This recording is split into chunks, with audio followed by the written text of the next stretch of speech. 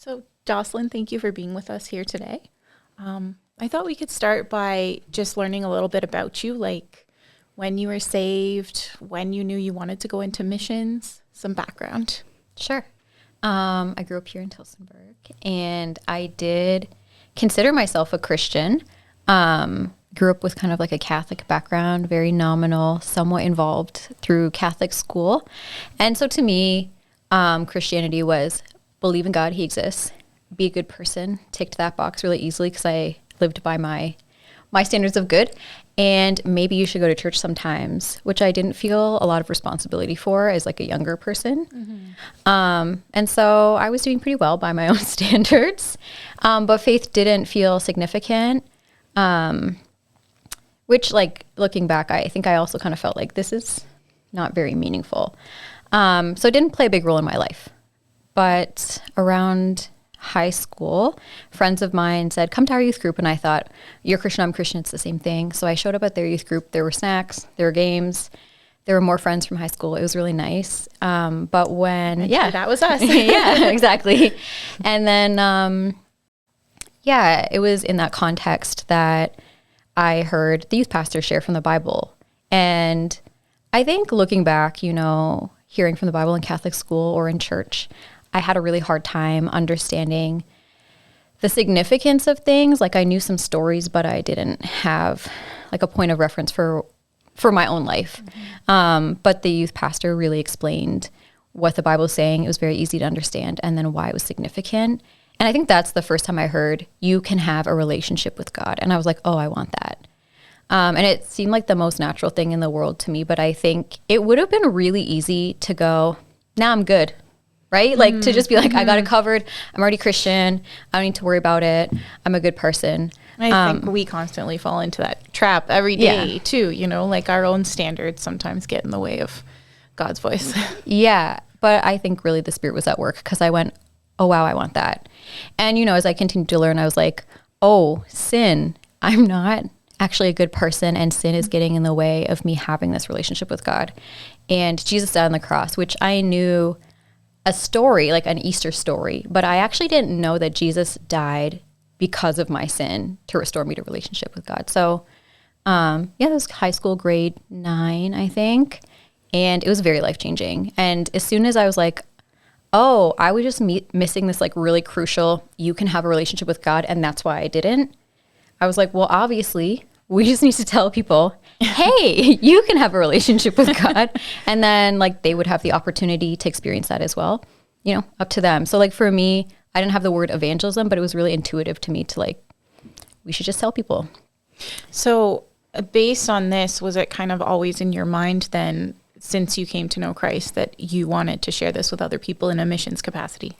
I think I didn't have any point of reference for missions up until, coming to faith and then being invited like to that church. And I was like, I should go because good Christians go to church. That was my like Catholic conceptualization. But then I showed up and I was like, oh, this is just as understandable as youth group. Like they preach the Bible and I know what they're saying, but also they have electric guitar and like bagels and like, it was really like a new experience, but I liked it. But I always had such a keen interest in other cultures, people from other places, other languages. Like I insisted on getting an Italian learning workbook and teaching myself at one point. Didn't get very far. When new students came to the school who spoke no English, there was a Cuban girl who showed up in grade 7, I think. No English almost.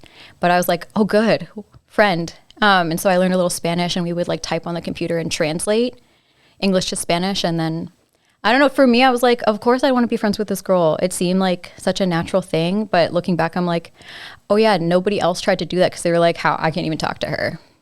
I recall in high school when Shiori arrived that you were like a magnet to her and you immediately made her feel welcome. And Yeah, she showed up in grade 12, and I found out because I had met the previous exchange student just at the end of grade 11 and was like, oh man, I missed out on so much friendship with this girl from France. So when the next exchange student came in the following year, we just had one every year, I found out who was hosting her, and I like went to meet her before school started, and she could not speak English, and I was so excited to meet her.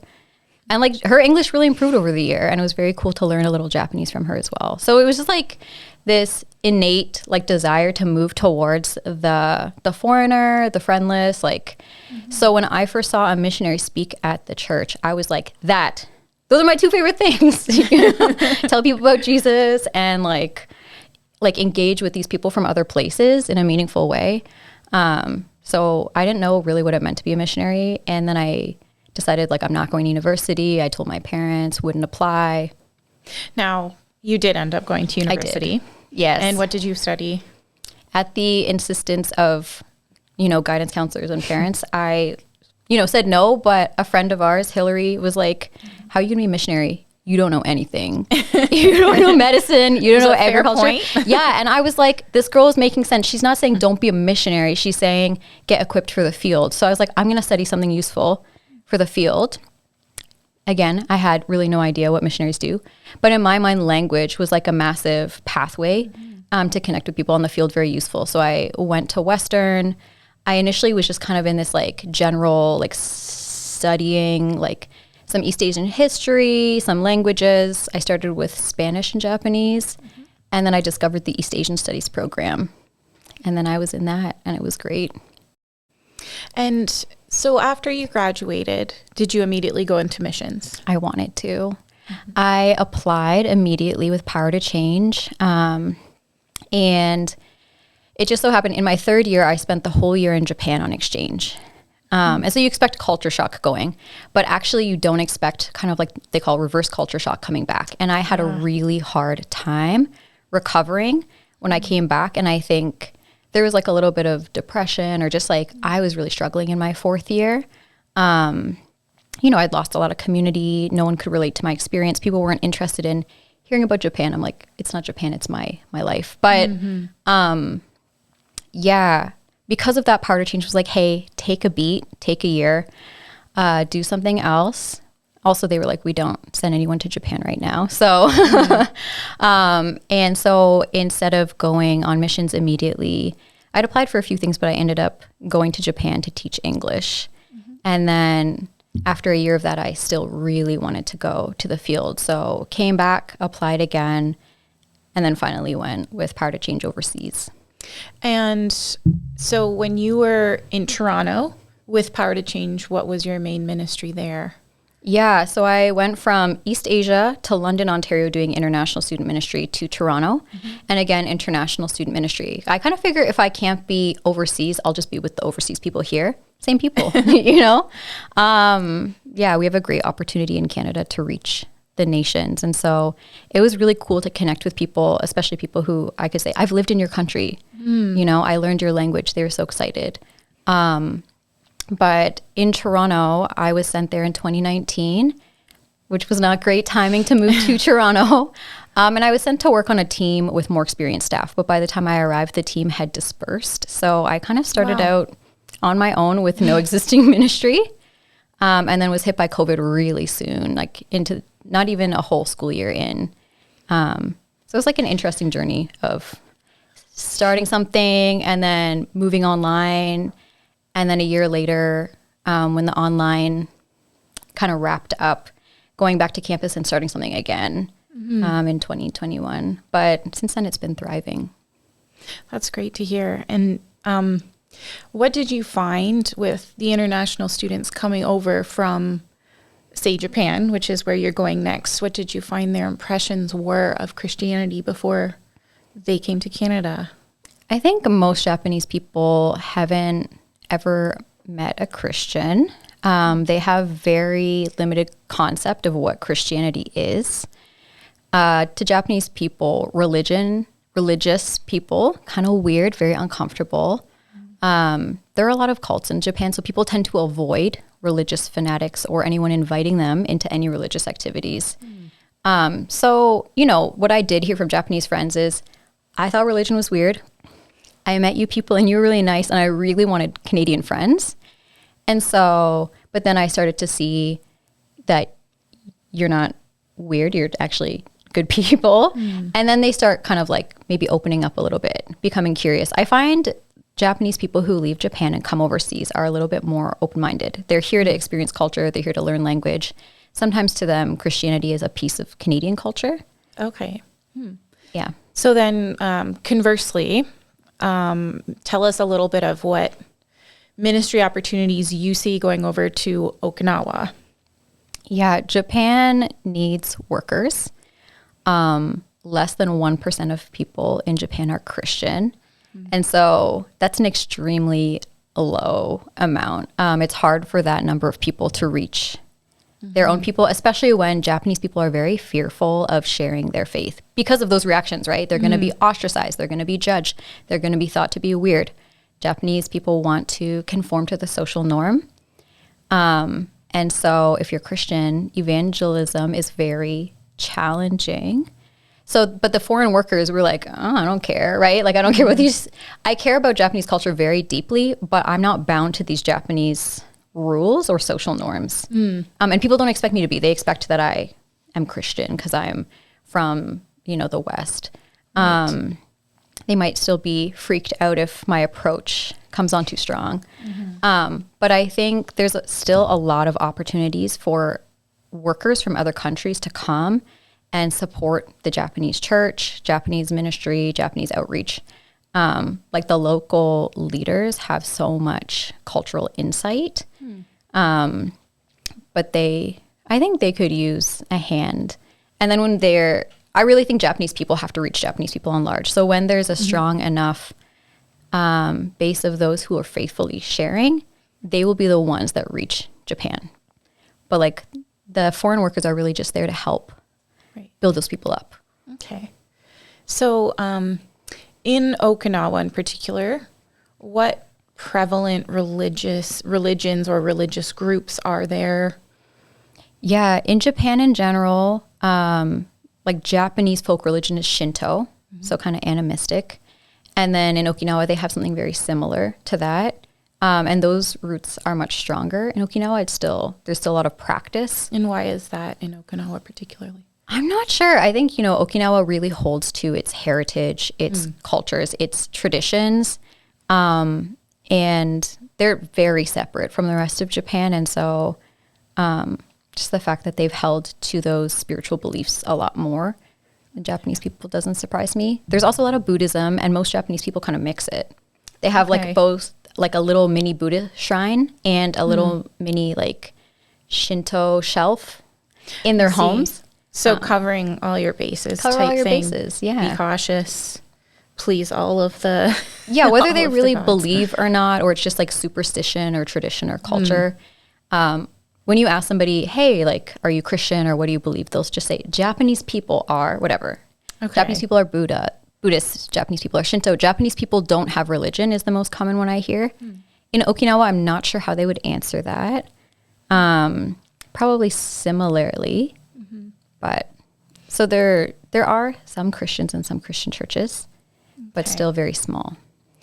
On Sunday, you shared a little bit of the recent history in Okinawa that has shaped and informed the present. Did you want to tell us a little bit more about that? Sure. I'm no expert yet. I have a lot to learn, but Okinawa has a very long, very rich history of their own. It goes back thousands of years, but more recently, maybe about 400 years ago, Japan invaded.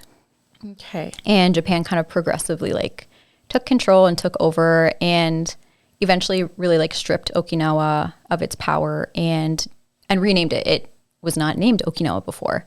They had their own language, they had their own like government, they had their own practices, but Japan came in and said, you belong to us now, you speak our language. The name will change.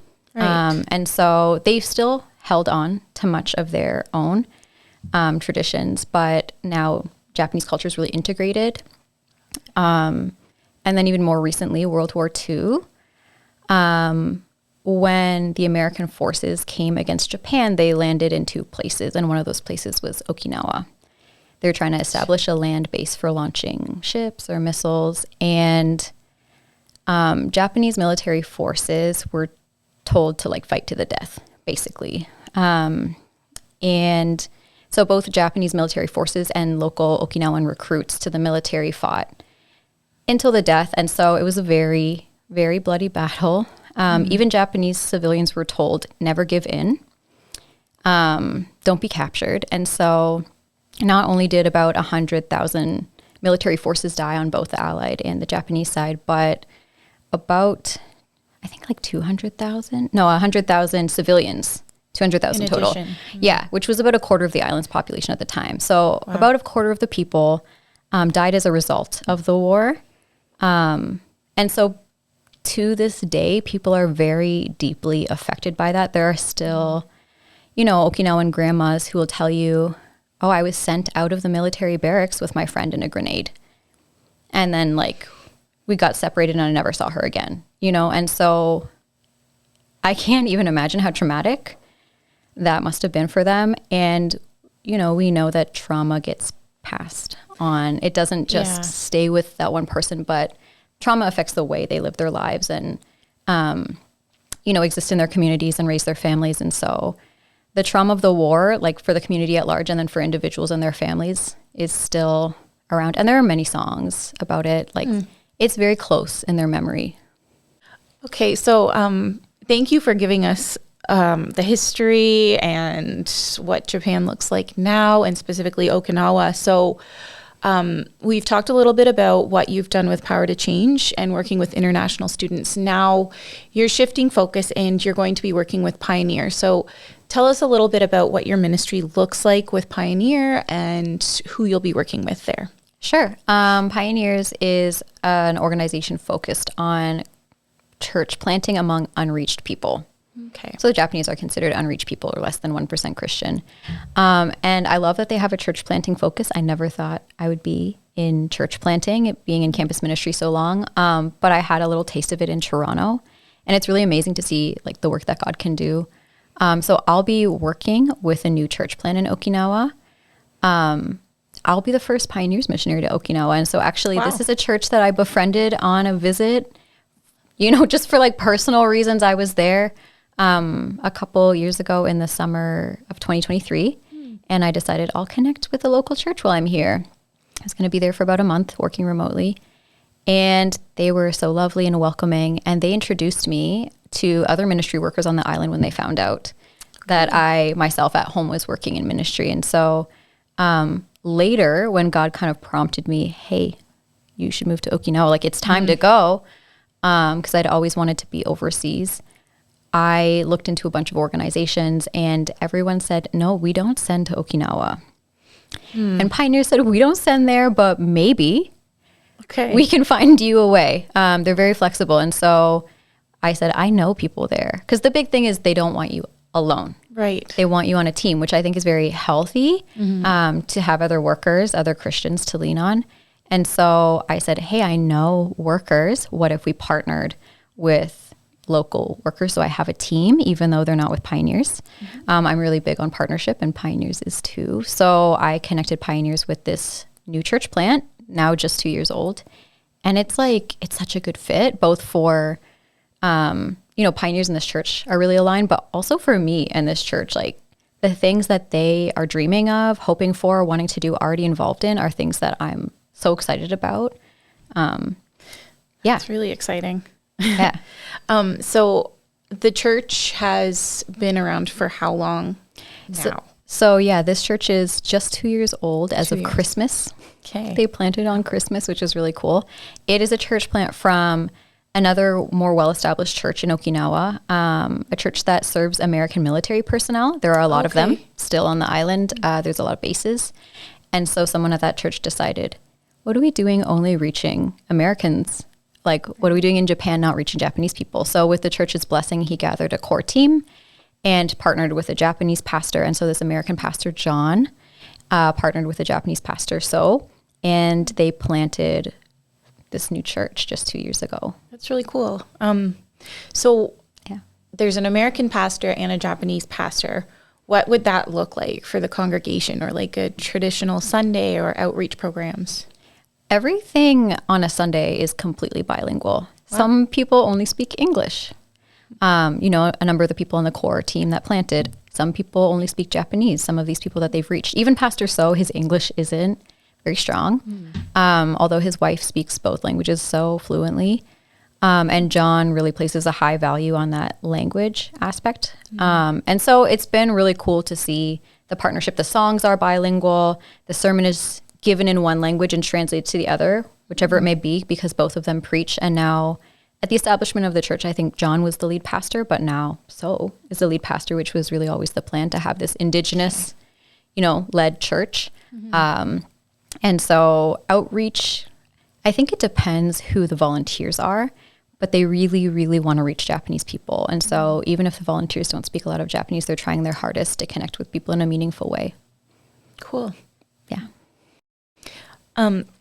So you mentioned earlier that there's considerable poverty in Okinawa.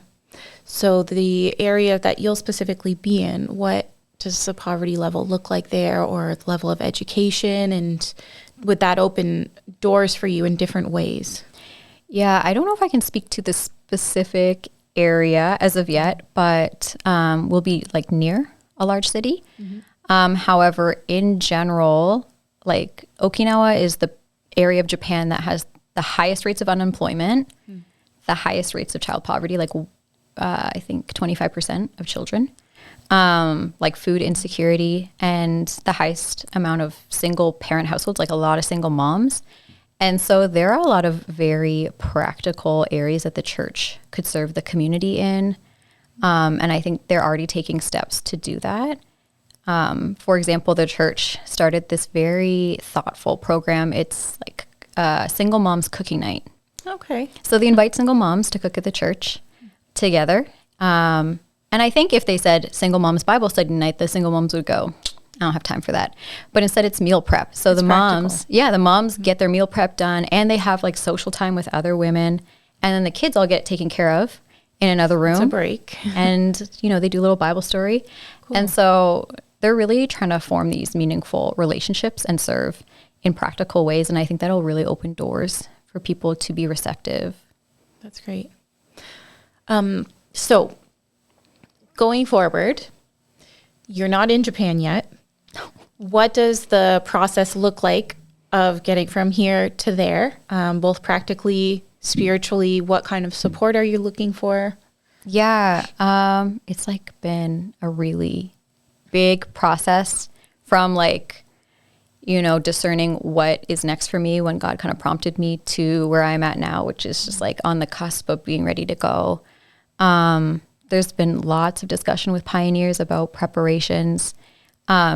Typically, they have some pre-field training, so I've completed most of that, and then raising support, and so that's going quite well. It's been great to see those who've supported me for so long with Power to Change be like invested in the journey that I'm on and like what God's doing, and care about people all over the world. And so a lot of them decided to continue supporting me, as well as having new people join my team. And so I'm still raising financial support, primarily monthly donors, because that's good for longevity, and prayer. Prayer is really huge. Without prayer, like there's no point in going. Almost like Japanese people have been so resistant to the gospel for so long that if there's not transformational, like Holy Spirit, even like miraculous work of God, we're not going to make any headway, even if we're doing the best we can.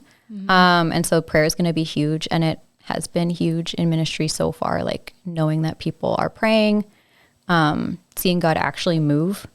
And so there's that. And then the practical side is like, I had to pack up everything I owned in Toronto. I had to get rid of all my furniture and kitchenware and whatever. And so now I have boxes and boxes of stuff in my parents' house where I'm living temporarily before leaving to sort through and decide what stays and what goes, what comes with me and what comes with me next time. Okay. So it's a big step. I also understand that you are engaged. So that's another big step in your life. Who is your fiance? His name's Kosuke. He already lives in Okinawa, though we met in Toronto.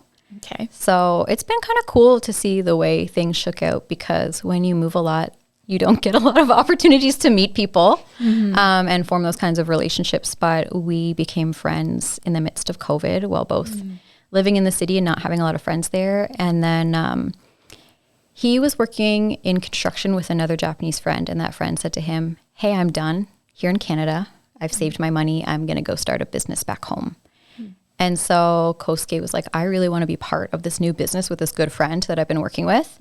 I don't see like a really strong future here for me. So last year or 2 years ago, you know, long before me, he made his plans. Well, I'll be moving to Okinawa, which is not where he's from, to start a new business with his friend.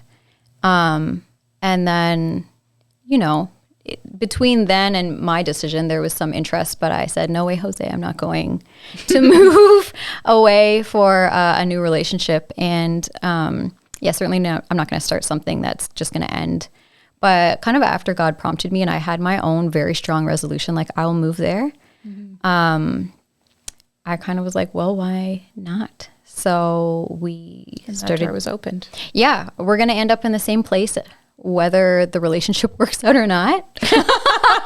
Like I wasn't going to change my plans based on it going well or not going well. But it's been like really cool. I think a couple of weeks ago, I said to someone, I have like, it has been years. It has been so long since everything has gone so well in my life. Like things have consistently been very challenging, but to see things come together for like this missionary dream to go to Japan and be so close to being ready and see like this relationship come together, which, you know, I've had a few relationships and sadly like they didn't go as one would hope. And it just seems all so unlikely. Like everything seems so unlikely. And so it's been a huge blessing to be like, wow, this man with his own plans who really cares about me and has been such a support and such like a life-giving relationship, you know, is already there. And like our dreams align and like it's cool. That's really exciting. Yeah.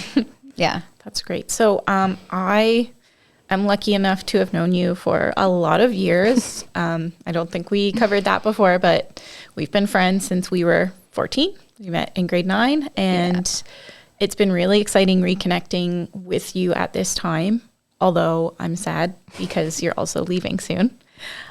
So going forward, for those of us who don't have an in with you already, how can people follow your journey and get in contact with you if they want to learn more or meet with you one-on-one before you go away?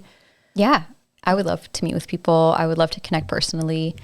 I don't know how much longer I'll be here, but I send out newsletters via email every month or so, just to like share with people what God is up to, a lot of highlights and prayer requests and things like that. And so I'd be more than happy to add anyone who's interested in knowing what God's up to and knowing what I'm up to, I guess, in Okinawa and praying to that list. People can get in touch with me through email, might be the easiest. I have an email that's like for people who really want to connect with me in that way. So it's journeywjocelyn, you know, like Journey with Jocelyn. Right. But yeah, journeywjocelyn, JOCELYN @gmail.com. And so people can email me. I have an Instagram handle that's the same, journeywjocelyn. So people can see like little pictures and stories. And then I have like a link where people can sign up for stuff. It's linktr with a dot between the R and the E's / journeywjocelyn. So like there's a lot of ways to connect. Email might be the easiest, and then I can hook you up with anything else. That's great. And so you mentioned you send out regular updates with your prayer requests, with what's happening. Stories, pictures. That's great. I really look forward to that when you do get over there. Is there anything else that you wanted to share with us to pray for in this process before you get over to Japan? I think, like, you know, most recently there's been a few bumps in the road, and it's really unnerving to have things go so well and then have that threatened. But, and waiting is maybe one of the hardest things because I'm like, I'm so close. I'm so ready to go. Like, I let go of my beloved work with Power to Change and my community in Toronto and my cozy home. And like, I'm just so ready to be there. And so, just praying that things would go smoothly, that God would provide, as he already has, but like provide in the ways that I need. And then like, you know, poor Kosuke's stuck in Okinawa, just waiting and waiting and waiting. And so I know it's been challenging for him too. like seeing the process unfold a lot more slowly than either of us anticipated. And so I just pray for all of our preparations. So Jocelyn, thank you so much for sharing with us today. We will continue to pray for you as a church, and we look forward to seeing what God's going to do in your ministry over there. Yeah, thanks so much for having me. It has been such a joy and a blessing to have hometown Tillsonburg, North Broadway on my team, praying for me, supporting me, journeying with me over so many years with Power to Change, and now as I go overseas. So thank you. Thank you.